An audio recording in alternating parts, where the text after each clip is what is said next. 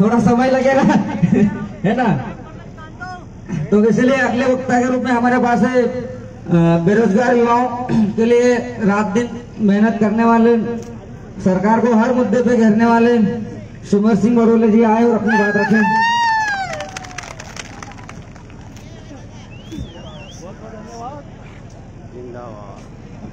बहुत बहुत धन्यवाद दादा, आपने जो मुझे यहाँ बोलने का मौका दिया है।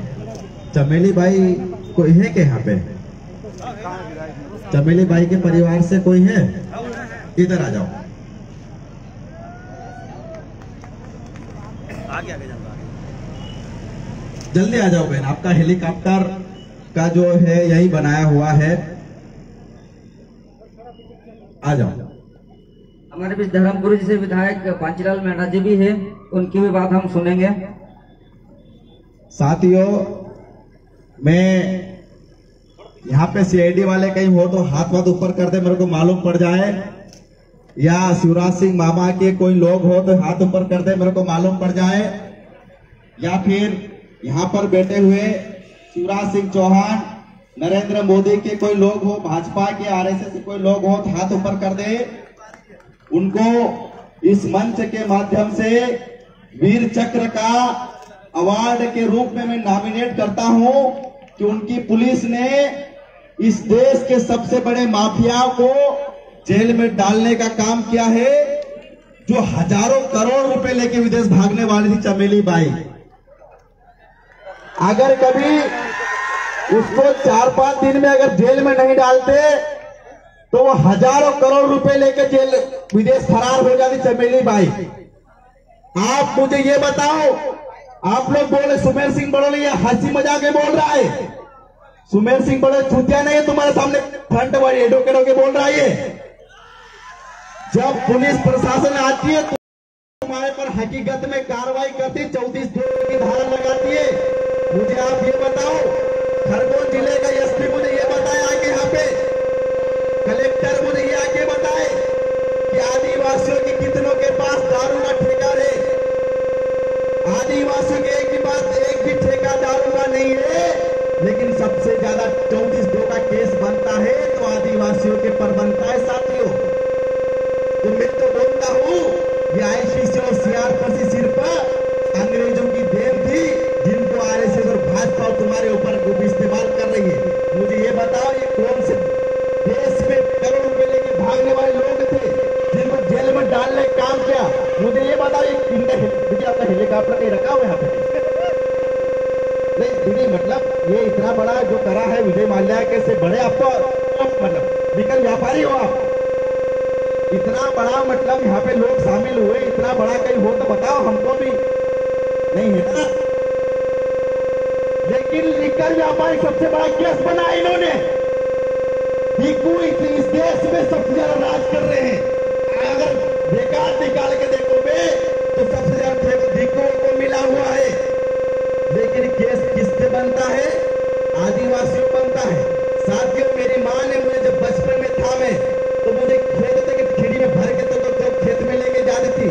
जब उन्होंने कहा था मुझे तेरे कान में दर्द होता, मुझे दारू का जो है ना, जो पारा बोलते, क्या बोलते उसको, उन्होंने कान में डाला था, वो कान झुकना बंद हो गया था। उसके बाद में गले भराते थे मेरे को, गले भराते थे तो बड़वा आया था, दो उंगली डाला था नाक वो गले में। किसी ने डाला हुआ तो मालूम होगा, यहाँ पे आदिवासी मेरे भाई मौजूद है। वो जब डालता था तो किसी ने आके कहा इसको दोबारा पिला देना, तुम्हारा फोड़िया को गले भराना बंद हो जाएगी। वो दारू के आधा गिलास मेरे को पिलाया गया था। मेरी माँ के द्वारा आज तक मेरे गले नहीं भरा है। तुम्हारे सामने दहाड़ रहा है सुमेर सिंह बड़ोले। तो ये जो सरकार बोलती है ना कि तुम्हारे लिए दारू ये दुख का कारण है, हमारे लिए दारू दुख का कारण है। दारू तुम्हारे लिए दुख का कारण है क्योंकि तुम्हारे उद्योगपतियों को बेचने का मौका नहीं मिलता है। क्योंकि ये लोग, अगर ये देसी दारू बिकेगी तुम्हारी विदेशी दारू बंद हो जाएगी। तो ये सबसे बड़ा 34(2) का केस है साथियों। तो आपके ऊपर षड्यंत्र की तरह अपनाया जाता है। मुझे बताया गया था, यहाँ का सांसद है, मैं सवाल एसआई वीडियो बना लो रे कि कहाँ से कहाँ देखने बना लो, मेरे कोई फर्क नहीं पड़ता है। ये सुमेर सिंह बड़ोले, चांदा बेड़ी ये तुम्हारे सामने बोल रहा है ये। साथियों, मैं कोई टीआई से एसटी कलेक्टर से सवाल करने नहीं आया हूँ। मैंने कोई टीआई को वोट नहीं दिया है। मैंने यहाँ के सांसद गजेंद्र पटेल और सुमेर सिंह सोलंकी को चुना है। यहाँ के सांसद शिवराज सिंह चौहान को चुना है। मेरा सवाल शिवराज सिंह चौहान है, जब तुम झापा में गला फाड़ फाड़ कर बोल रहा था, जब नाच रहा था मुजरे की तरह तुम बिंदौर के अंदर, और बोला गया था कि मेरे आदिवासियों पर कोई केस दर्ज नहीं होगा, वो 34 का जितना केस बना है मेरे आदिवासियों पर केस दर्ज होगा। शिवराज सिंह चौहान, इस वीडियो को तुम लेके जाओ, घर में 50 बार देखो। सुमेर सिंह पटेल तुम्हें सवाल पूछ रहा है, 34 का केस किस तरह हटाया तुमने? साथियों, इस देश का मूल मालिक कहने के नाम पर आदिवासी है, लेकिन इस देश के मूल मालिक को आज कुत्ते बिल्ली की तरह जीने पर मजबूर कर दिया है। और किन्होंने डीकोओ ने एक तरफ तो गला फाड़ कर उनका मुखिया बोलता है कि 34 का केस नहीं बनेगा, दूसरा हमारी बहन को लेगी उतारने काम करता है। मैं इस एसपी को पूछना चाहता हूँ, आज हम तुम्हारे साथ पेंट उतारते हैं, तुम्हारे कितना दम है तुम्हारे अंदर? अगर तुम्हारी माँ ने दूध पिया है, आओ हम तुमको बताते हैं कितना तुम्हारे अंदर दम है। हम तुमको बताते हैं हमारे अंदर दारू कितनी छुपी है। चेक करो सुमेर सिंह का डीएनए, कितने उसके अंदर दारू है। अगर तुम पूरे दरिया में जाएगी तुम्हारे बाप चेक नहीं कर पाएगा। तेरी हिम्मत कैसे हुई इस आदिवासियों ने, जैसे मेरे भाई ने बताया कि चड्डी में भगाया अंग्रेजों को, इसके पहले ईस्ट इंडिया कंपनी को भगाए। अरे तुम गांडू पांडू हमारे वहां लगोगे, 4 दिन का आए लोग हो, तुम हमारे वहां लगोगे? तुम्हारी औकात नहीं है। जिन्होंने ईस्ट इंडिया कंपनी हमको गुलाम नहीं बना पाए, अंग्रेज तुमको पूरा लूट के ले गए, आदिवासियों का भी गुलाम नहीं बना पाए। तुम्हारे कितने साल हुए तुमको? 4 8 50 साल 60 साल हुए कि कितने साल हुए? तुम हमको बताते हो, लेकिन साथियों कहीं ना कहीं हमारी कमजोरी है, इसको मानता हूँ, हमारे कमजोरी। अगर हमारे समाज में गजेंद्र पटेल जैसे दलाल नहीं पैदा होते तो आज हम कहीं और होते। गजेंद्र पटेल, मैं बोलता हूँ, नाम बोला, वीडियो बना के भेजो उसके सामने, भेजो। सुमेर सिंह बलूते को दलाल बोला, वेपर दर्ज करा दिया, जेल में करा दिया। सुमेर सिंह बलूते को दलाल बोला है। गजेंद्र पटेल एक आदिवासी, उसकी बहन की लेगी उतरवाई गई, उसके बहन को थाने में अंदर बंद करा गया। गजेंद्र पटेल क्यों नहीं बोला? सुमेर सिंह बड़ोले, सुमेर सिंह सोलंकी जो है साजिद कुमार के साथ दीवाने बनाते दिखता है। सुमेर सिंह सोलंकी को मालूम होना चाहिए कि तेरे समाज की बहन बेटियों को नंगा करके थाने में बिठाया जा रहा है। कहा गया तेरे राज्य में सामने रसीद।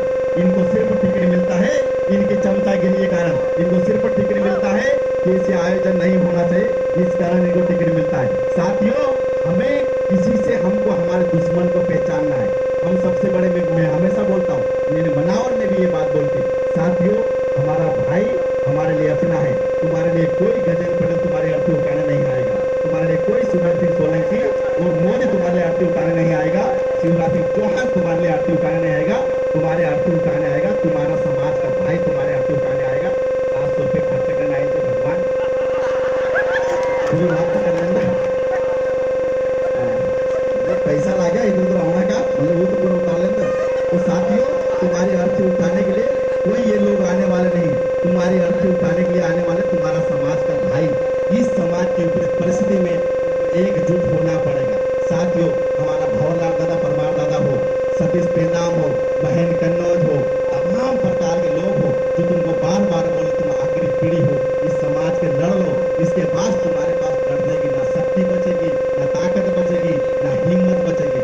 साथियों, आज की स्थिति में हमारे पास तमाम लोगों ने हाथ भीड़ भरी इकट्ठे होना हो जाना चाहिए कि कितने लोग आए, लेकिन ये एकता बनाए रखना पड़ेगी। इन डीपीओ से हमको लड़ना पड़ेगा। ये लोग आज ही नहीं आए, हमारे बिरसा मुंडा पर भी इन्होंने आक्रमण किया था, हमारे टंटा मामा भी इन्होंने गली गली जंगल भागे। इन लोगों से बदला लेने आपके पास पूरा समय है, पूरा तात्पर्य है, उस समय भी है, उसका माध्यम भी है, आपके पास टाइम है। टंटा मामा ने कहा था, साथियों आओ और इन डीपीओ से लड़ाई लड़ो। तुम्हारे बिरसा मुंडा ने कहा था, तुम्हारे जंगल जमीन पर इन्होंने हमला किया है, आओ इनसे लड़ाई लड़ो। तो साथियों, इनसे लड़ाई लड़ो। अगर तुम्हारे से जंगल जमीन ये खत्म हो गई, तुम्हारी संस्कृति खत्म हो गई। साथियों, दारू का केस नहीं है, मैंने इतनी भाषण रखी, इसका ये कतई मतलब नहीं मैं दारू का समर्थन करता हूँ, लेकिन इसका ये मतलब है साथियों, ये हमारी संस्कृति सभ्यता का हिस्सा है, इसको बचा लो। अगर ये तुम्हारे पास नहीं बचे साथियों, इसके अलावा तुम्हारा पुतला म्यूजियम में दिखेगा, विदेश के लोग आएंगे, देखेंगे ये देखो यही आदिवासी ये खड़ा हुआ है, सिर्फ ऐसे देखेंगे तुमको, वो तालियां ये ऐसे आदिवासी थे, ये गोष्ठी में आदिवासी थे, सिर्फ तुमको ऐसा देखा जाएगा। अगर तुम्हारे पास मौका है साथियों, तो इस आदिवासी कौम को बचा लो, ये आखिरी समय है तुम्हारे पास। 1945 में सिर्फ 90% पास जमीन थी, लेकिन आज तुम्हारे पास 1.5 से 2 एकड़ जमीन में तुमको जमीन से बाहर निकाल दिया, तो रोजगार के नाम पर तुमको बाहर किया, तुमको लाठियां मारी जा रही, तुम्हारे पास बचा क्या है साथियों? लड़ लो। अपने कर्मचारी, मैं मानता हूँ मेरे 10% कर्मचारी ऐसे हैं जो हर आयोजन में साथ देते हैं, मेरे 10 कर्मचारी अधिकारी ऐसे हैं जो बोलते हैं सुबह सिंह बड़ोल तेरा भाई जिंदा है, डरने की जरूरत है। जब मैं नाराज होता हूँ, जब मैं रो देता हूँ, तो मेरा कर्मचारी अधिकारी भाई बोलता है सुबह सिंह बड़ोल मरने की जरूरत नहीं है, भाई जिंदा है। साथियों मैं मानता हूँ उस 10% कर्मचारी को, लेकिन उन 90% कर्मचारियों को भी साथियों सबक सिखाने की जरूरत है, उन डिकुओं से भी लड़ने की जरूरत है जो तुम्हारे गांव में सिर्फ एक गोष्ठी एक जोड़ी कपड़ा लेके आया था, आज बंगला बना के घर में बैठा है। साथियों आपको इनसे सीखना पड़ेगा। मैं किसी को विरोध करने नहीं आया हूँ, कि समाज का विरोध नहीं, मैं सबको हमने बोला है, हमने हमेशा बोला है, अगर तुम्हारा हमने स्वागत किया इसका मतलब ये पता ही नहीं हुआ कि तुम्हारे जल जंगल जमीन तुम्हारे बाप की हो गई है, ये हमारे बाप की हुई है, लेकिन तुम्हारा हमने स्वागत करता है, तुम आओ रहो और यहाँ से कल्टी मारो, सिर्फ इतना तात्पर्य साथियों। इस बात को ध्यान रखना पड़ेगा, उसको बचाना पड़ेगा। इसी के साथ में अपनी वाणी को यहीं पे विराम दूंगा। बहुत बहुत धन्यवाद। मेरी कोई बात अगर बुरी लगी उसके लिए माफ करना, माफी नहीं मांगता नहीं हूँ, लेकिन पुलिस प्रशासन ध्यान दे साथियों, हम भी आपके भाई हैं, आप जाते हैं हम जाते हैं, आप बेरोजगारी कानूनों के आप लाठियां मारते सब कुछ करते हैं, लेकिन हम आपके विरोध में नहीं। इस शासन को चलाने के लिए ऐसी चीज होना बहुत जरूरी है, ये अति आवश्यक चीज है। बहुत बहुत धन्यवाद। इनकलाब जिंदाबाद, जय जोहार। बहुत बहुत धन्यवाद सुमेर सिंह भाई बड़ौदा की ओर से। अगले वक्ता के रूप में हमारे पास सेंधवा से विजय सोलंकी आए और अपनी बात रखें। विजय सोलंकी सेंधवा। महेश भाई को बुला रहे हैं, महेश भाई को बुला रहे हैं कि तो बाकी लोग बैठेंगे नहीं, इसलिए विजय सोलंकी कहीं हो तो आ जाए भाई जल्दी मंच पे। सगाजनों, जैसे महेश भाई बोलेंगे इसके बाद भी हम लोगों को रुकना है, क्योंकि कलेक्टर साहब के आने की संभावना है। तो हाँ आ रहे हैं, सभी लोगों को रुकना है, यहाँ पे न्याय होगा और न्याय लेकर हम सभी को घर जाना है। बीजू भाई जहाँ भी हो जल्दी आने का कष्ट करें। बीजू भाई, बीजू सोलंकी भाई,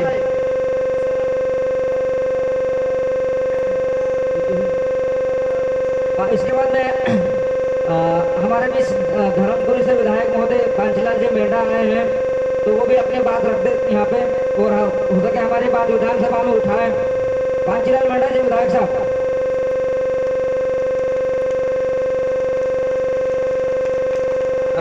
ये केवल समाज की बात होगी, विधायक से उम्मीद करते हैं कि इस बहन का मुद्दा विधानसभा में उठाएंगे, और यहाँ केवल समाज। एक बार जोरदार तालियां बजा दो। एकमात्र जनप्रतिनिधि आए हैं बिन बुलाए हैं, तालियां वाकई बनती है। और ये इन्हीं का शायद गांव है सोमाखेड़ी, ससुराल पक्ष है, वहीं पे ये घटना घटी है। और एकमात्र जितने भी जनप्रतिनिधि है सबको ये घटना का अवगत है, इसके बावजूद कोई नहीं, और बिन बुलाए आए हैं। एक बार और जोरदार तालियां बना दो। और विधायक महोदय अपनी बात संक्षिप्त में रखें। और साथी यार ऊपर है, नीचे इधर साइड में हो जाए तो बहुत अच्छा रहेगा। आप सभी से निवेदन है कि आप नीचे उतर जाएं प्लीज। जी बताइए। जय जोहार, जय आदिवासी। कंट्या मामा